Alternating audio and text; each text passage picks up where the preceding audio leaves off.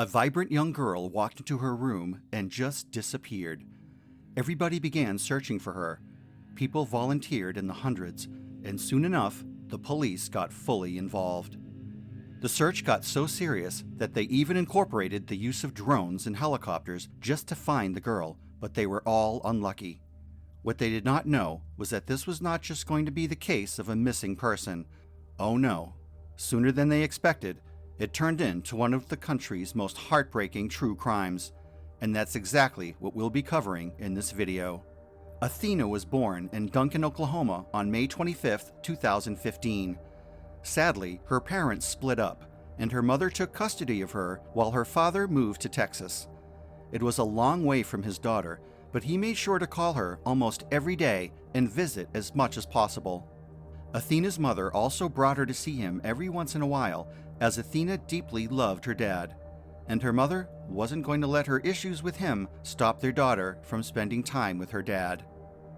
The family knew how to make the divorce work for the sake of their daughter, and it worked so well that they were both able to remarry and gave Athena two younger sisters, who she also loved dearly.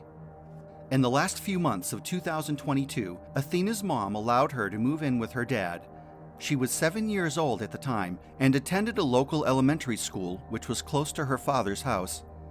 He lived in a remote area surrounded by woods and fields, and Athena grew to love nature like her dad, and she bonded well with her stepmother, Elizabeth. On the last day of November, around 4:15 p.m., Athena returned from school, but her father and grandfather were not at home. She seemed to not be in a good mood, which resulted in her exchanging words with Elizabeth and storming off into her room like a typical 7-year-old. After about 20 minutes, Elizabeth was ready to settle things with her stepdaughter and went up to her room to call her for dinner. But that's when things began to get interesting. Athena was nowhere to be found. She wasn't in her room. Elizabeth searched the entire house and checked the yard and surroundings, calling out her name and somewhat apologizing, but Athena didn't come out. Maybe she was still mad at Elizabeth. Elizabeth then called her husband's relatives, who didn't live so far away, because sometimes Athena would go to visit them, but they told her that they hadn't seen Athena. She immediately called her husband, who told her to call the police and started rushing home. Elizabeth dialed 911 at about 6:40 p.m., and in less than 15 minutes, the police were at their home. Elizabeth wasted no time in explaining her version of the story, and she added that she believed Athena might have run away because of the little argument they had earlier that evening. However, her husband's relatives were not buying this story because, first of all, Athena had never wandered away from home, and secondly, their little girl was very afraid of the dark, and Athena was old enough to know that it was already evening outside. Elizabeth was under scrutiny when she first reported her stepdaughter Athena missing because they claimed she waited 40 minutes after realizing her child was gone. However, once she explained how she had searched the entire house and reached out to relatives before calling the police, the officers believed she was being honest. They promptly started looking for Athena. Even though it was dark, they searched the forests and fields within a few kilometers from the house. They thought Athena might have wandered off and gotten lost in the dark, so they concentrated their search efforts in that area. They also considered the possibility of abduction, but to be honest, this was absurd, as there were no signs of a break-in. Elizabeth didn't even hear any unusual noises or screams, and no neighbors saw anything suspicious that night. The search was a community effort, with Athena's relatives and worried locals joining in. Athena's mother left everything she was doing and started rushing over to the scene upon hearing this devastating news. The search continued until nearly 5 a.m., but still, they found no sign of Athena. The rugged terrain around the house made the search even harder, especially in the dark. At 7 a.m., the search resumed with even more officers. As the news spread, hundreds of volunteers from the county joined in, some searching on horseback and ATVs, while the police used drones and helicopters equipped with thermal cameras. Despite their efforts, Athena remained missing by the end of the day.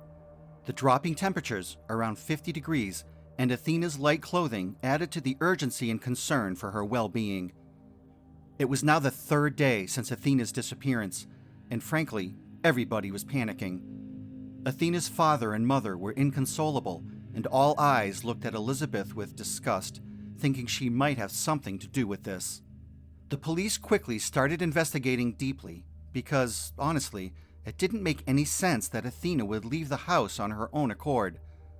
There was regular surveillance around the house, and they were questioning anyone who might be of interest, but still nothing. Even though they lacked any evidence to back up the claim, one thing was glaring. The chances that Athena was still alive were very low, but they didn't give up hope. In fact, everybody in the county was praying for Athena, and soon enough, their prayers were answered. The police found their first lead. It just so happened that, on that same evening, a courier service delivered a package to Athena's house. This was their only lead, so they immediately contacted FedEx, and they were informed that this delivery in particular wasn't handled by them, but by an external contractor. The police contacted the delivery company to find out which van had been at Athena's house that night. Luckily, the vans had cameras, so they asked for the footage from November 30th. When they reviewed the video, they saw something that was beyond shocking. The driver was pulling a girl who looked like Athena into the van. Holy ghost! How could this have happened without Elizabeth's notice? They identified the driver as Tanner Horner, a 31-year-old man, and quickly went to his home. He was arrested for kidnapping and brought in for questioning. Once the investigators mentioned the video, Horner didn't even think about denying, and he started talking. He admitted he had delivered a package to Athena's house that evening, and while backing up his van, he felt a bump and went to see what happened. He found Athena on the ground and realized he had accidentally hit her. He was scared, thinking she was dead. Thankfully, Athena wasn't seriously hurt. She was awake, not crying, and even told him her name. Panicking, Horner didn't know what to do. He put her in the van to figure things out. According to him, Athena kept talking, saying she would tell her father about the accident, which made Horner even more nervous. He feared getting into serious trouble if anyone found out what had happened. Horner then proceeded to drop the bombshell that shook the entire world. He told the investigators that he didn't know what to do. He was confused, and the only way he thought he could escape the situation was by killing Athena. The police pressured him further into relaying how he did it, and this is the painful part. He claimed to first try to break her neck, but he wasn't an expert at that, and it didn't work. I cannot begin to imagine the pain little Athena must have suffered if this account was true. Then he did the only thing he figured he could do next, which was to strangle the victim and dump the body in a river near a neighboring town. The police found difficulty in believing such an account, but Horner provided them with the exact location of where he threw the body, and when the investigators got there, indeed, there it was. Reports had it that Athena's parents, who were still hoping for her safety, broke down at the mention of this development. Not only did the sick man end their daughter's life, but she also suffered greatly. By now, the disappearance of Athena was being covered by major media outlets, and they wasted no time informing the world of this new development. After they found the body, Horner was charged with abduction and murder while they waited for the medical examiner's report to know if Athena was also sexually assaulted. Horner's story didn't add up. He claimed to have lightly hit Athena with his van, causing no serious injuries, yet he was so scared that he decided to kill her? This seemed odd, since such an accident would likely just cost him his job. The police learned that Horner was engaged and had a child born the year before. Besides delivering packages, he sometimes drove for Uber. He was also a musician, playing in a band at cafes in nearby Fort Worth. On his social media, Horner shared many photos of his child, his music gigs, and other aspects of his life that didn't make him look like a monster. Before his arrest, he had no legal troubles, and his background showed no signs of being a cruel killer.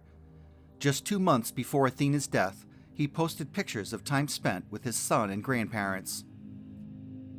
It took several weeks to get the medical examiner's report, which was expected to clarify the real events.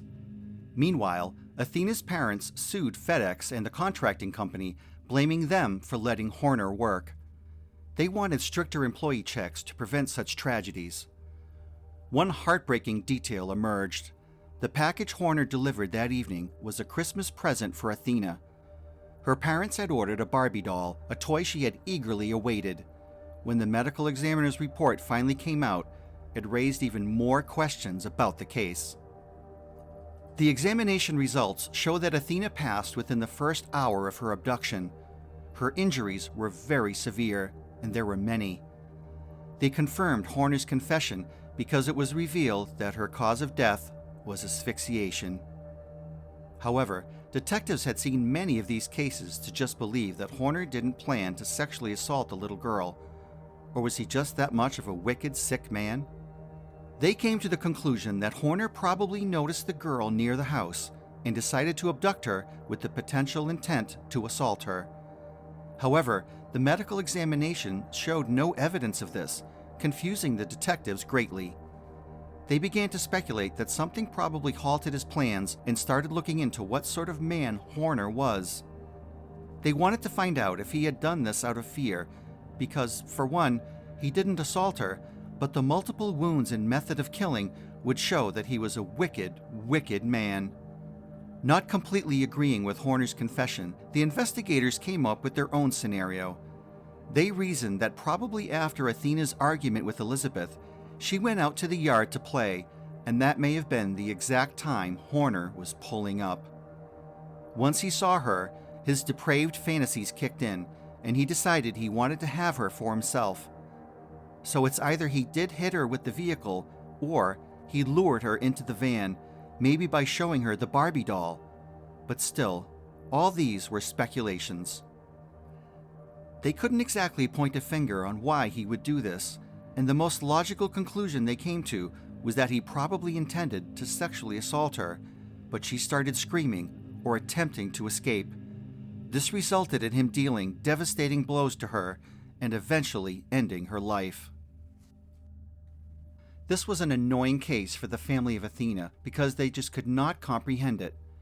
Horner didn't have a single legal issue in his entire life leading up to this moment, and in most cases, people capable of intentionally taking someone's life usually began with much smaller crimes.